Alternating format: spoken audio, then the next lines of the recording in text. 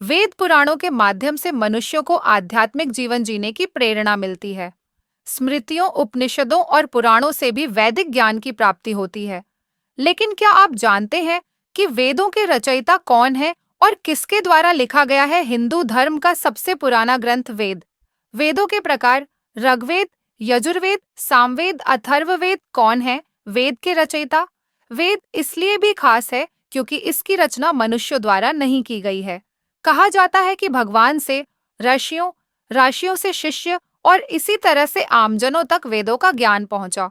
इसलिए वेद को श्रुति भी कहते हैं। श्रुति का अर्थ है सुना हुआ।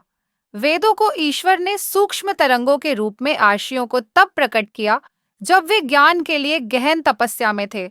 इसलिए वेदों को ऋषियों ने सुना और उन्हें श्रुति कहा गया।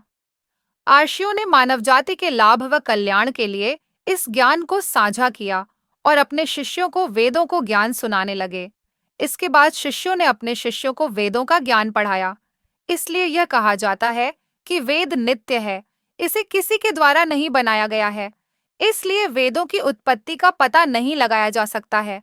पिछले 10,000 वर्षों से अधिक समय में वेदों को मनुष्यों द्वारा सरल भाषा का उपयोग करके लिखा गया है।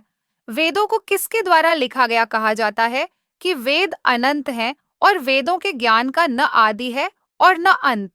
वेदों के संपूर्ण ज्ञान को आर्षि वेदव्यास द्वारा 4 प्रकारों आगवेद, यजुर्वेद, सामवेद और अथर्ववेद में विभाजित किया गया था। महर्षि वेद व्यास जी द्वारा वेद को लिखा गया है, लेकिन वेद व्यास जी द्वारा वेदों को केवल लिपिबद्ध किया गया है।